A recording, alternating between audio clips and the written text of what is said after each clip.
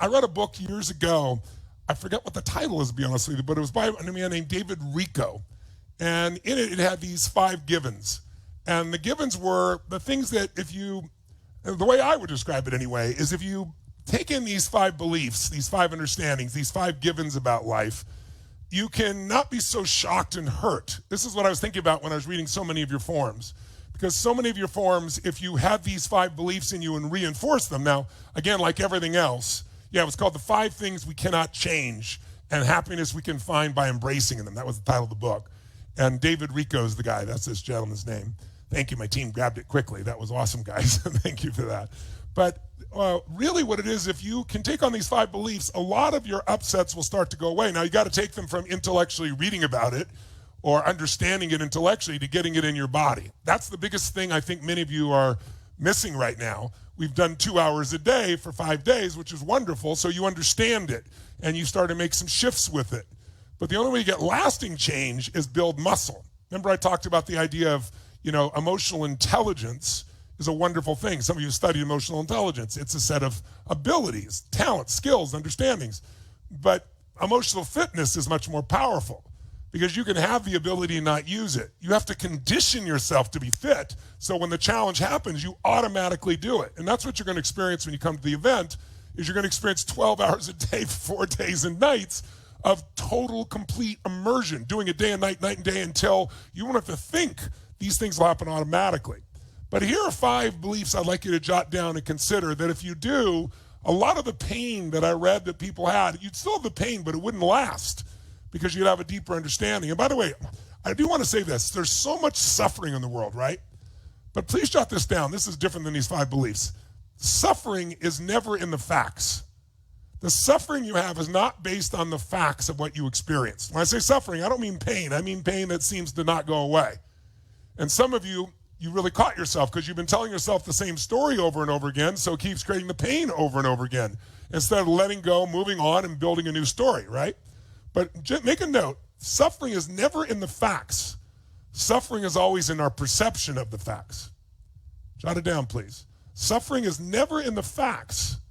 Suffering is in our perception of the facts. Our perception is where all our pain or all our pleasure comes from. So like I said the other day, let's say, for example, your mother died and you're close to your mother. Of course you're going to have pain. Of course, the sense of loss. But if you keep that sense of loss for 6 months, 9 months, 12 months more, then you're not suffering because of the facts. You're suffering because of your perception that your mother shouldn't have died, as if you're God and have that kind of knowledge. How many follow what I'm talking about? If it makes sense, say aye. It's your perception of the facts, or your perception that now she's gone. Whereas there are people that have lost a husband or mother, a brother, sister, a child, and as you saw on the first day, there are some people that manage great gratitude and still feel connected to that soul, even though they're not on this plane, or they're just grateful for the time they did have. So their perception is, I'm so grateful for those 3.5 years with my baby girl before that cancer took her, as opposed to she was taken too soon. She was taken before I could do this, taken before I could do that, and stacking all your perceptions about what should have happened. How many follow the difference here? Say aye. So one thing that could help you a little bit, I know this won't sound like it's very helpful at first probably, but I've used this over and over again for myself. I put these 5 little core beliefs and I looked at them every day for about a month and I thought about how to apply them. So the first one is, everything changes and everything comes to an end. Isn't that an uplifting thought? Everything changes and everything comes to an end. But first of all, is it true? Is your body going to change? Yes or no? Are relationships going to change? Yes or no? Is the economy going to change? Yes or no? Look, as I told you day 1, change is automatic. You don't have to work on change, right? Change is going to happen. Progress, that's different. Progress requires consciousness, caring, focus, attention, strategy. If you're going to make progress, you got to take control of your life.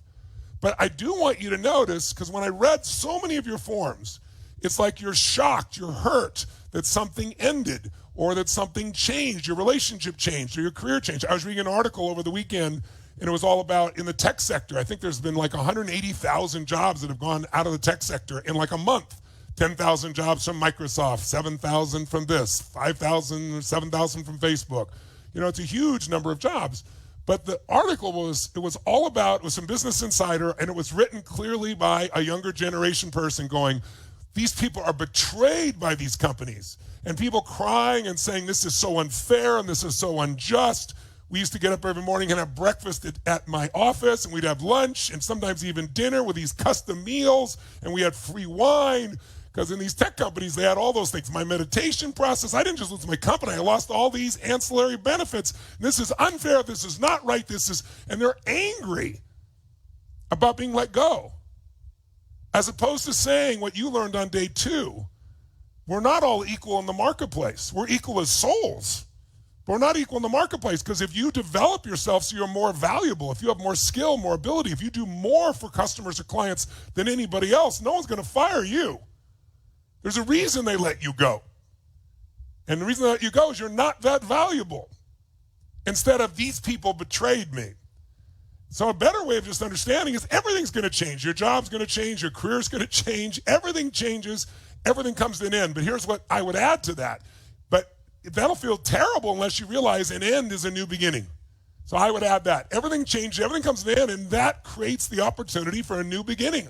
A new career, a new level of health or vitality, a new relationship, a new level of joy. But you have to understand that things are going to end and things are going to change. And if you don't have that understanding in your gut, I don't mean in your head, then when stuff happens, you're going to freak out. Relationships change, so you got to obviously change and grow with them. If you don't, you're going to have the pain that I've read about in so many of your posts. If this makes sense to you, raise your hand, make some noise so I can hear you out there, ladies and gentlemen. So it's like you got to remind yourself, okay, I don't like this. Nobody, everybody wants things to better, but no one wants to change, right? No one wants to go through the change part. But because you know why? Because there's uncertainty in change. You don't know what's happening next. But the contrast, if everything was always the same, where you knew what people are going to do, when they're going to do it, how they're going to do it, every day, every moment, how would you feel? Bored out of your mind. Who agrees with me? Make some noise if you agree with me out there. I may have mentioned this on the first or second day. I think I did, but it probably went in passing. One of the most important beliefs in my life, and when I tell you, most of you, it won't make sense to you right now maybe, but I'll tell you what it is. It's the quality of your life is in direct proportion to the amount of uncertainty you can comfortably live with. You got to jot that down. The quality of my life is in direct proportion. Quality of my life is in direct proportion to the amount of uncertainty I can comfortably live with. One more time. The quality of my life is in direct proportion to the amount of uncertainty I can comfortably live with, not the amount of uncertainty I can survive, right? Now, why do I say that? Because if you need things to be the same and certain all the time, you don't grow. If you don't grow, you're not going to be happy. What did I say on day 3, 4, I think it was? What does it take to be happy? I've seen it all over the world. One word, progress. Progress equals happiness. If you're supposed to lose 50 pounds and you're not there yet, but you lose the first 5 or 10 and you're moving in the right direction, you're going to be excited. When you lose the 50 pounds, you'll be excited for a while, and then gradually you'll lose your excitement, because what we're really driven as human beings to be is to grow. If you stop growing, it doesn't matter how much your body is great, or your money, or your relationship, or your business. Growth is what brings us life. And when we grow, we have something to give, which makes our life more meaningful. So everything changes, everything comes to an end, but that means there's an opportunity for a new beginning. And if you can add that, that's not part of his book, I think it'll shift you. So many of your forums are you're hanging on to something that happened in the past where there was a change in your business or your career or with your parents or someone died. Things come to an end, but it's time for a new beginning. And that, to me, is the only way to consciously live your life, because otherwise you're lying to yourself, or you're trying to make everything stay the same, and there's no such thing. How many get it? How many see how important this is to your freedom? Say aye. The second one to me is obvious, but so many people are upset. Things don't always go according to plan, right? That's a given. Write down, that's a given in life. Things don't go according to plan most of the time. Does that mean you don't plan? No. If you watch a good movie, or if you watch or you read a great book, and here's the story, watch the story. Here's the story of the life. The movie opens or the book opens and the main character is really happy. They're excited, they're healthy, they're fit, they're in love, they have great relationships, they got a great career, they're doing well financially, and they're spiritually alive. That's how the movie starts. Then in the first act, by the end of the first act, they're still really happy, healthy, fit, great relationships, great economics, right? Really happy, spiritually aligned. You get to the third act, and they're still happy, healthy, strong, great relationships, great business, great economics, great spirit. And you get to the end, and it's the same way. Who's going to go to this movie? Nobody. Because things aren't supposed to go according to plan, because when they don't go according to plan, we learn something. Now, some of you, when they didn't go to plan, you beat yourself up. I screwed up. I should have this. I don't know why it didn't fall through. Because it didn't go according to plan. That happens all the time. So create a new plan and get to work on it now. Stop hanging on. And by the way, when you beat yourself up, my friends, again, I got to tell you, what does that do to your energy? Increase or decrease? Show me. Which one is it? Increase or decrease? It takes it down. Now, when your energy goes down, your state goes down. When your state goes down, your behavior gets even weaker or worse. So it's like things don't always go according to plan, so create a new one. And it's not supposed to work. You're supposed to learn from when it doesn't work. Here's the third given in life that would be very helpful for you. Life is not always fair. No shit, Dick Tracy, right? How many found life is not always fair here? Come on, make some noise and see that. How many have seen somebody who was totally mean, unfair, unjust, inauthentic, or manipulative get rewarded while you or someone else who was doing the right thing did not get the rewards? Who's experienced this before? Make some noise. Who told you life was going to be fair all the time? I mean, that's another, when I read your forums, I'm saying, wow, this person thinks life's supposed to be fair. I know it's not supposed to be fair. It will ultimately be fair if, like my little hat says, be a blessing and you will be blessed.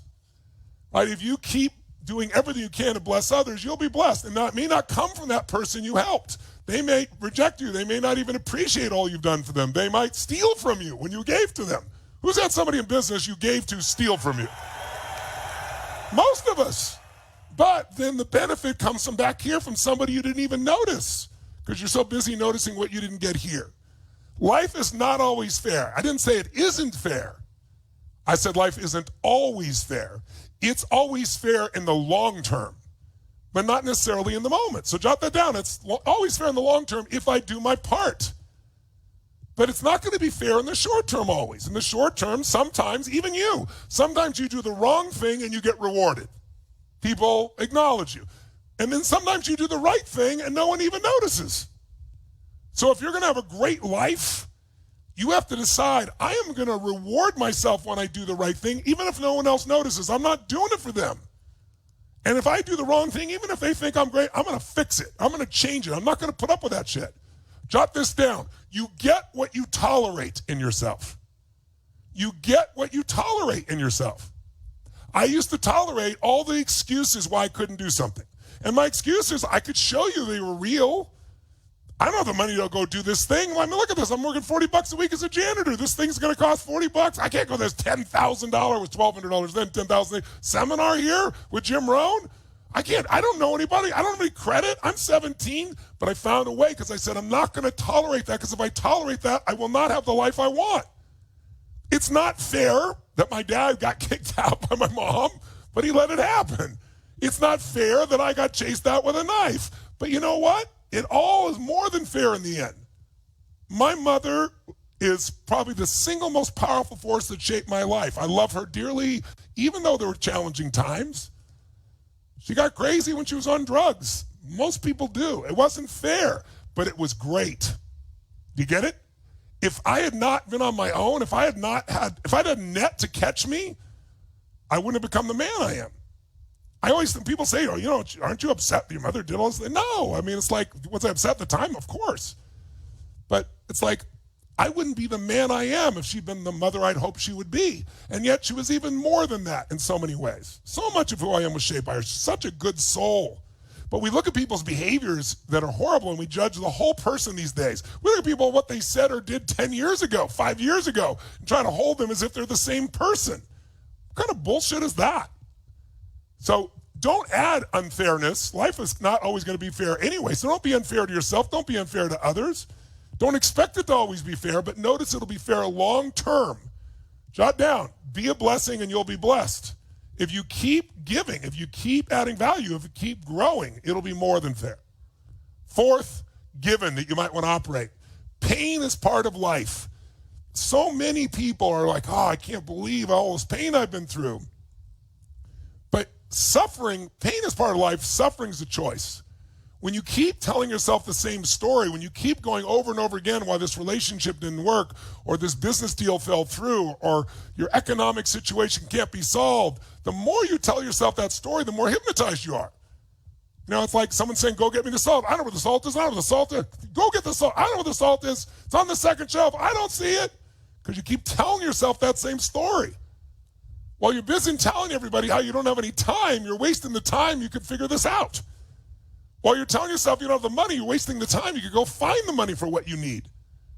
Resources, again, are never the problem. It's resourcefulness that's the problem, right? Could you do something for someone else? Could you say, listen, I want to make this happen. I'll do all these things for you. Will you help me, sponsor me, support me in doing this new thing I want to do? But you got to add value to other people.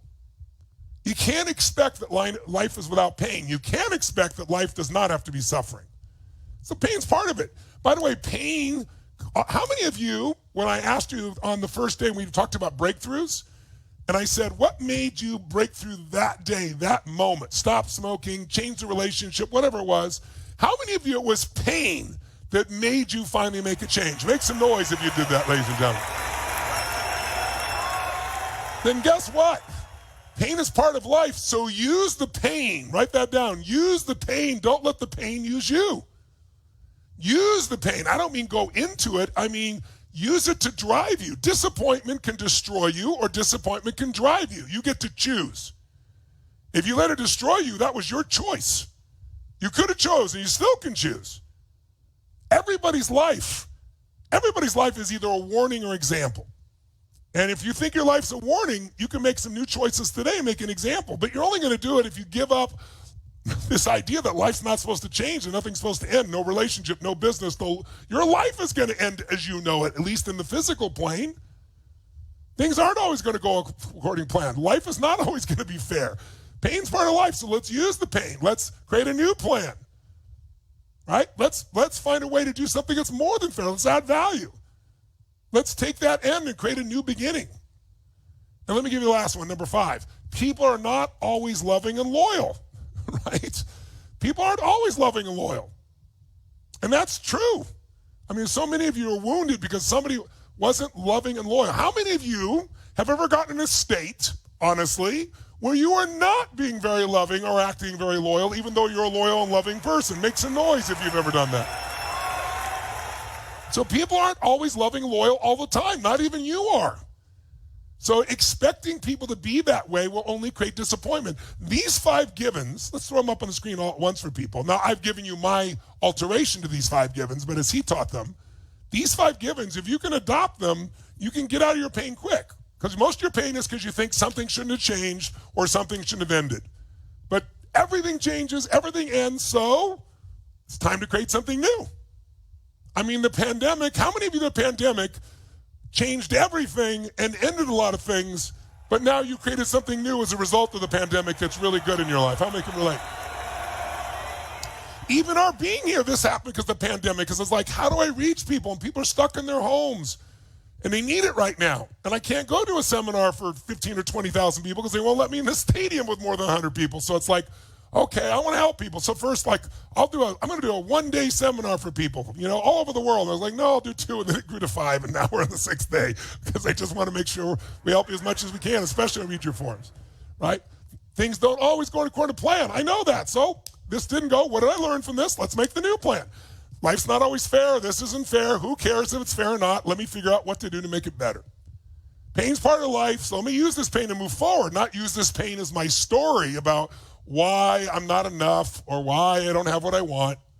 And people aren't always loving and loyal. They just aren't, right? Everybody gets in bad states. Maybe I create a little room. Even I've done that at times.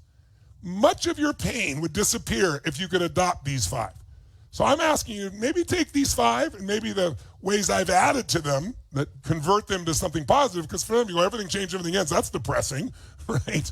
Well, it's only depressing if you don't create something new. If you don't realize that things changing, it's like the seasons. They change for a reason. Every season gives us a different lesson. Spring is all about growth. It's easy. Summer is about pushing through the hot. Fall is about reaping and going and taking, wow, all the hard work I did in the spring and summer, I get to reap. And winter is getting you stronger and hopefully making you smart enough to use some of what you learned in the fall. That's what happens to human beings. That's the purpose of it. So this is philosophy. And philosophy sounds like not important, but it determines whether you're happy or not, whether you're pissed off or not. It shapes your story. So I believe in both philosophy and strategy. Strategy is how to change it. Philosophy is the what and why that shapes it. How many follow this? How many makes sense to you here, ladies and gentlemen? Make some noise. It feels good.